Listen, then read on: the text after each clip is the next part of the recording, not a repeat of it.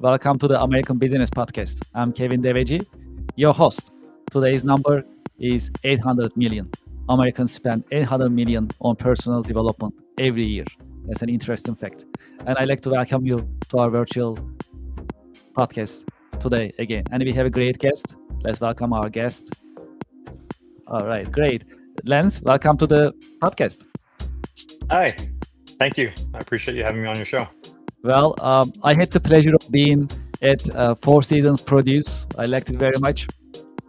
So I'm glad that you accepted my invitation and join our podcast today. Well, how is It's your? my pleasure. Thank you very much. How is your week going so far? It's going well. It's been busy, wrapping up a few analyses for the business, and I'm ready for the weekend. Yes, it is coming up, so we are almost there. It's exciting.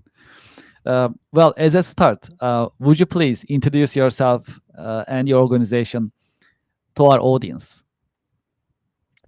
Sure. I'm Lance Mansell. I'm the continuous improvement manager for Four Seasons Produce.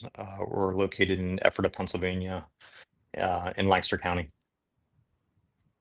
Well, that's great. So, just for the record, to our audience, so I think it was a couple months ago. Time really flies. So, a couple of months ago, I had a chance to be there. I had a chance to watch Lance's presentation, which was really, really educational. Also, I had a chance to really have a nice tour at Four Seasons Produce in Pennsylvania. It's one of the great operations and organizations that I have seen, and also the excitement of employees working for Four Seasons Produce was also noticeable. I also noticed that positivity and excitement among employees. That was also pretty inspiring for me. So that's a great organization. Well, great. So, would you please tell us about your career path a little bit? How did you get started? Sure. It's been a very interesting journey for me.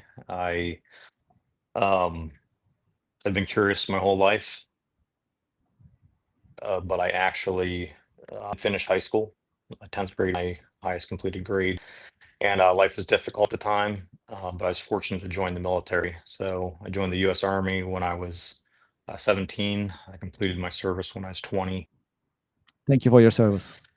and um, I, the older I get, the more I realize how much I received positively from the military. Even if at the time it wasn't always fun, but very thankful to have had that opportunity.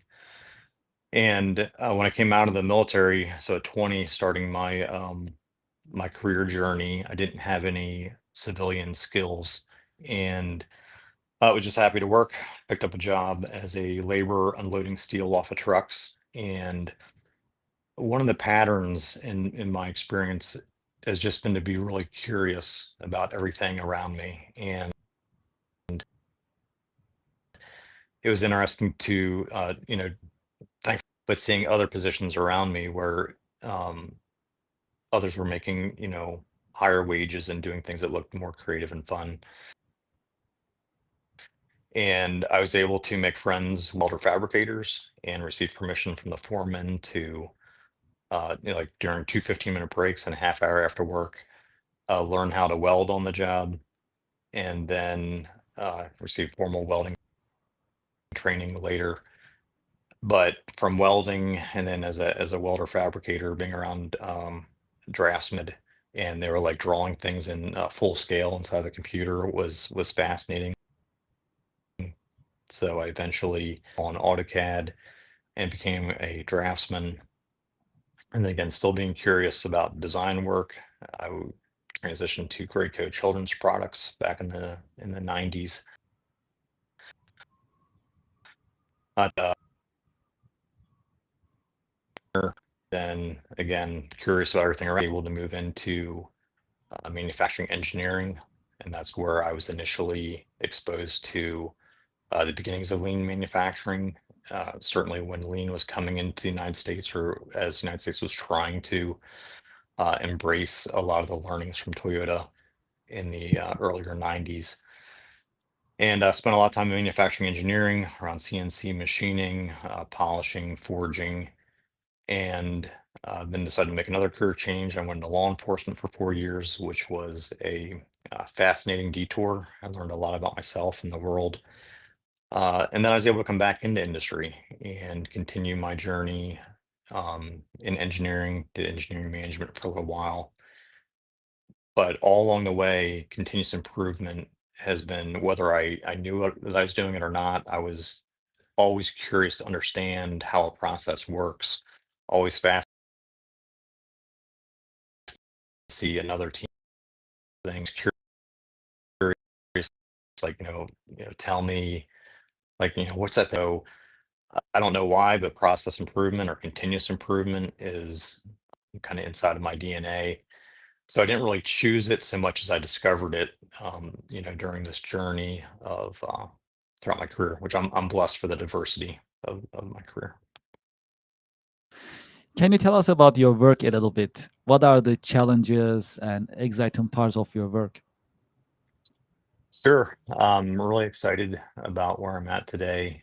The um, it's similar like when Toyota says that, Toyota develops people that build cars, or Toyota builds people that builds cars. And I really like that idea of developing the person, and then they, improve a process. So at this point, I'm not trying to be the person at Four Seasons that makes all the changes, rather than being the person that's encouraging us to be, curious about continuous improvement, to seek change and to embrace methods of change that are more or less, hopefully more effective.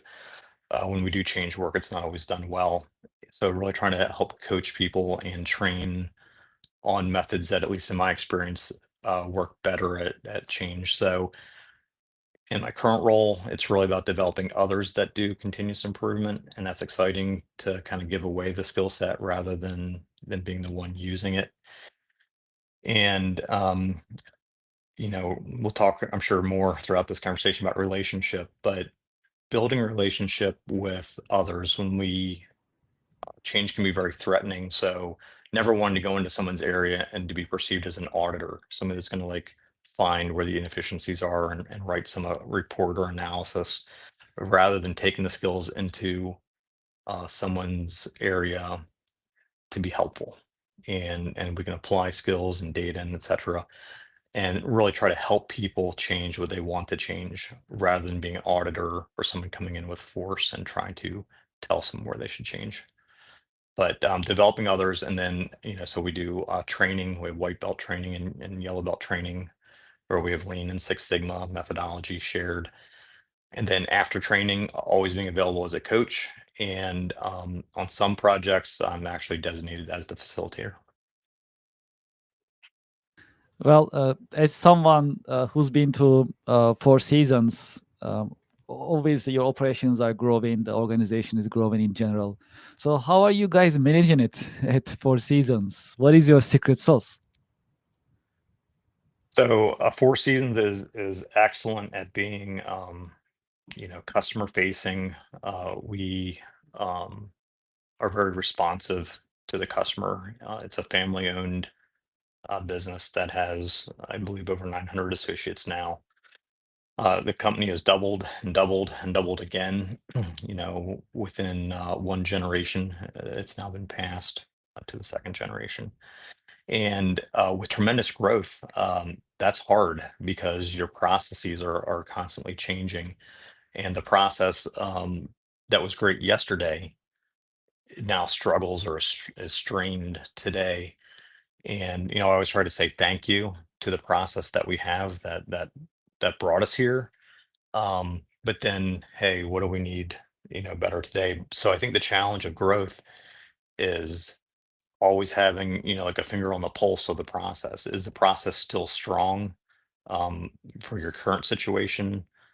And which processes need to be expanded or changed to keep growing? So the challenge is growth, and then how do you keep growing and maintain efficiency, or even better, improve efficiency? Sounds like you have a good problem. Absolutely.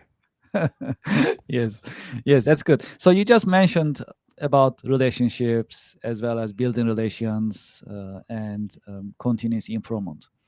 I like to know your viewpoint. In your view, what type of challenges professionals are having while they are trying to further their career?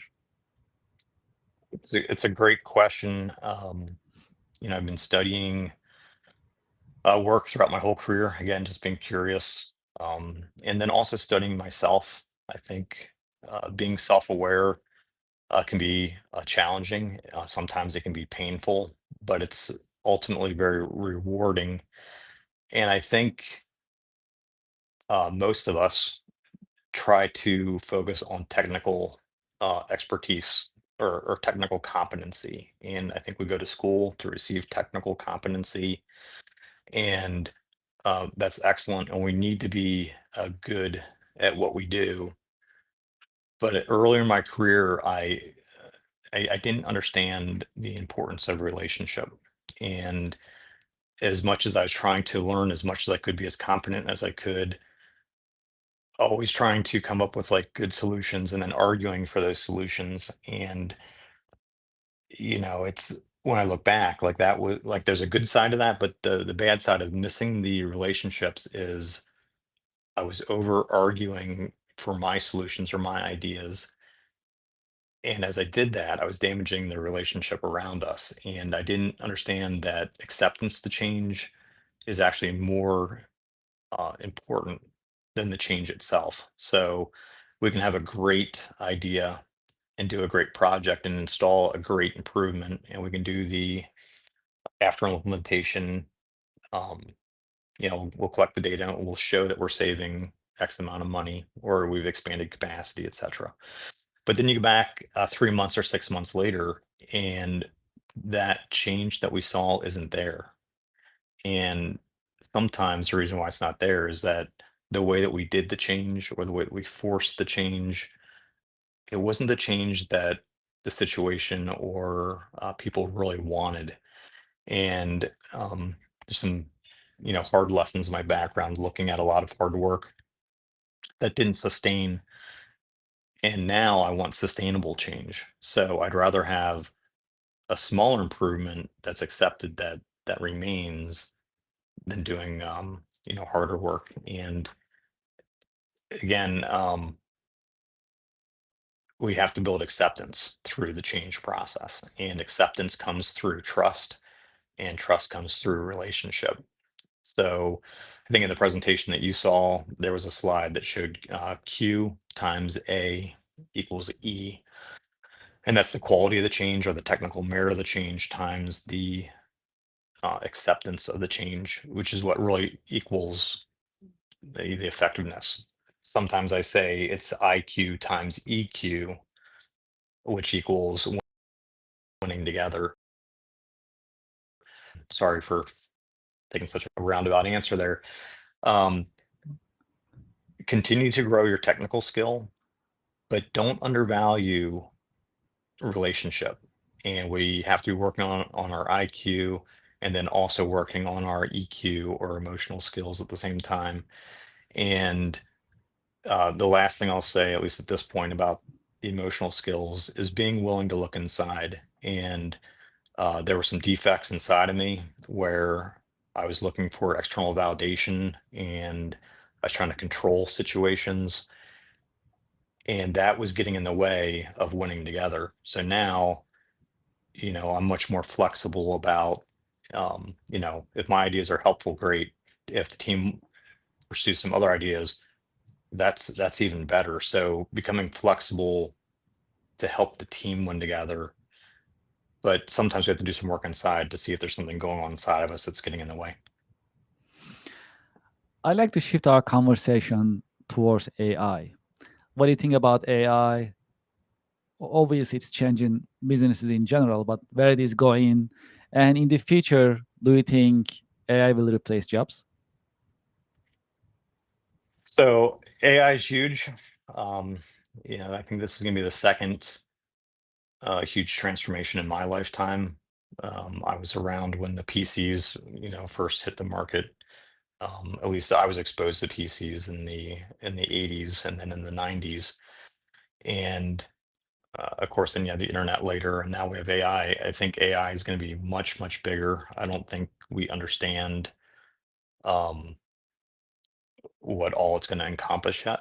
So um, I'm excited about it. I think there's lots of excitement and there's a lot of fear in the system right now because we don't know where it's going to go, and the speed of the change um, is interesting because if the change is happening faster than we can understand it, then there's fear, and then again that can interfere with relationships. So, is it going to take away jobs?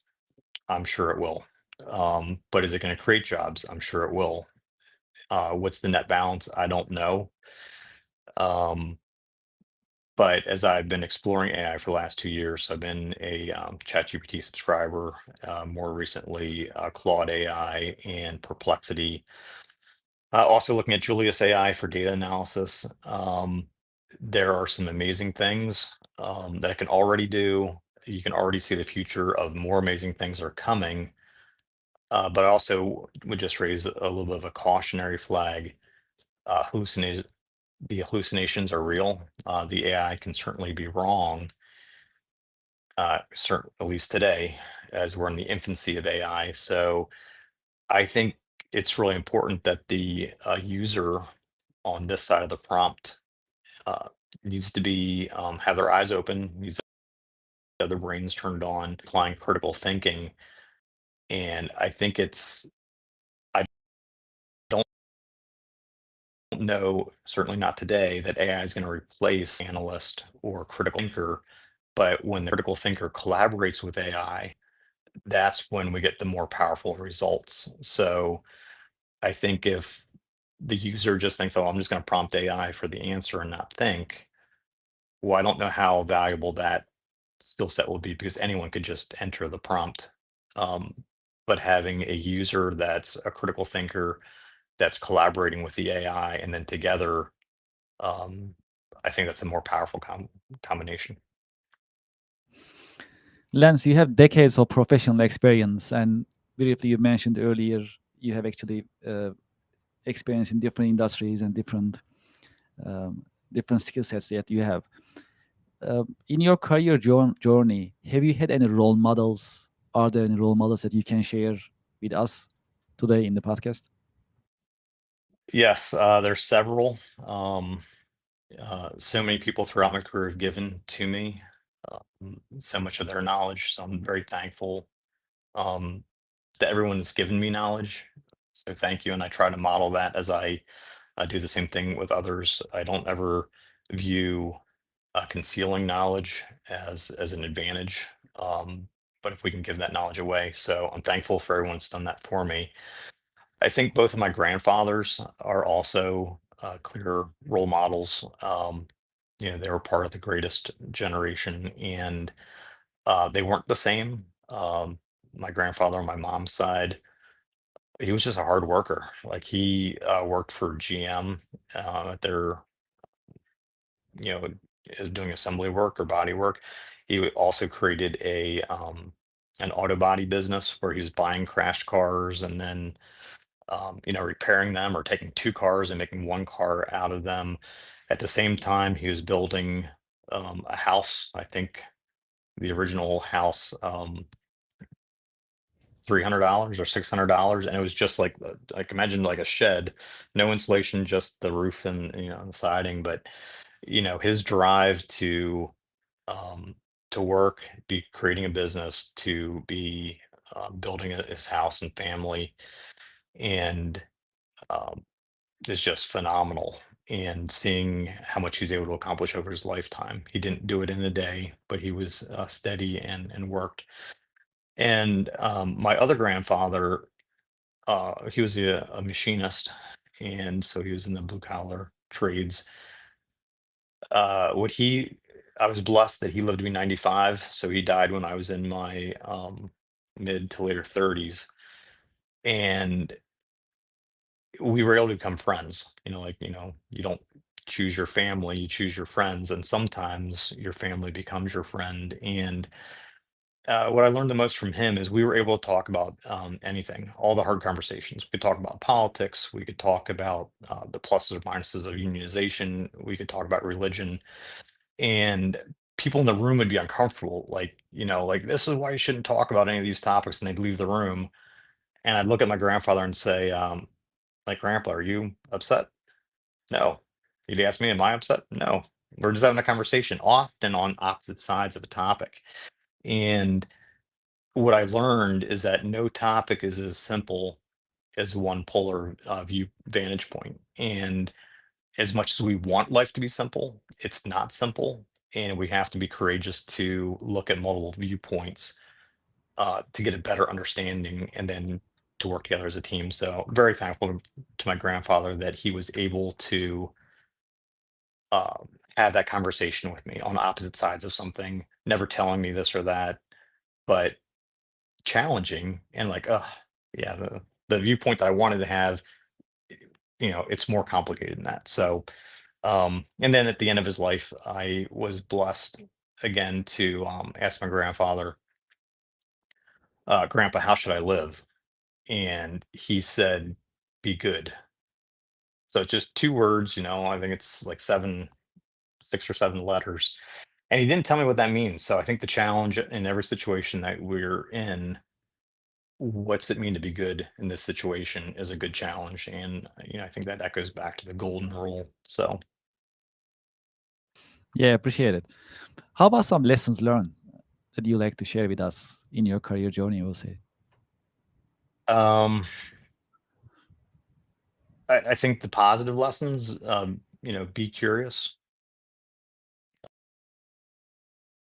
be courageous. Um, when that we can be, it's an opportunity for you to do something. Like I remember the first time, like when I learned how to weld, you know, 2 15-minute breaks, a half hour after work. I think I did that for 2 weeks. So that's 1 hour a day. That's maybe 14 hours of combined welding training. And I was transferred to third shift as a laborer, and they didn't have enough welders. And they said, does anyone here know how to weld?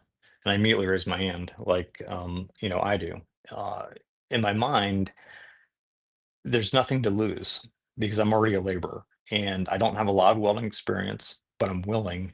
And they gave me a test, and I'm gonna show them what I can do. And if it's not good enough, I'm still a laborer. Like there is zero risk to raising your hand and saying yes, I can do it. And I was fortunate that it was good enough.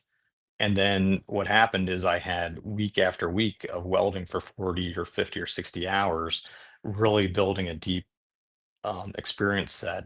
And then I went to formal welding training later. But this, be courageous. Like I think sometimes we talk ourselves out of going for it um, because it could say no, but what's the risk? So that's to the positive. I think that you know the, I think the other huge thing, and the military was good at this, and law enforcement was also good at this. In the military, there's a saying that all plans fail at contact with the enemy.